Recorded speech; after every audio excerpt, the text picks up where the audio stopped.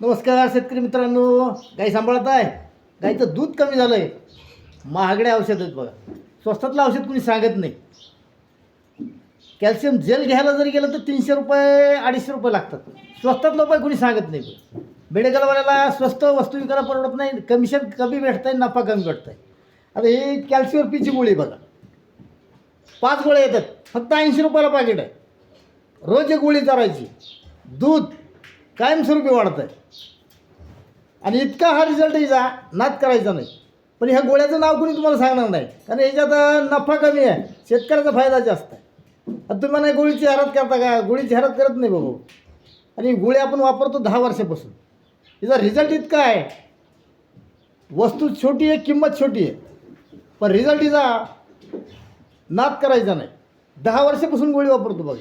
इतकी गोळी चांगली आहे, नाद नाही करायचा. मग गोळ्या कोणी हे औषध स्वस्त कोणी सांगत नाही बघा. महागडे औषधं सांगितले तुम्हाला. 200 ग्रामची जेलची बाटली 250-300 रुपये लागते. नाही तर 10 लिटरचं 5 लिटरचं कॅन पाहायचं. रिझल्ट एवढाच, याच्यापेक्षा रिझल्ट जास्त येत नाही.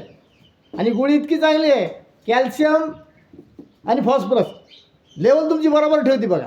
कमी झालेली गाय बरोबर लेवल आणून सोडती. आणि जी गाय दूध देते महिन्यातून एक वेळेसच चारा, 5 दिवस गाय तुमचे व्यवस्थित कॅल्शियम आणि फॉस्फरस लेवल बरोबर ठेवते बघा. आणि दूध जागेवर कमी झालेलं वाढतं आहे. आणि जी बरोबर देते तिचं कमी होऊन देत नाही.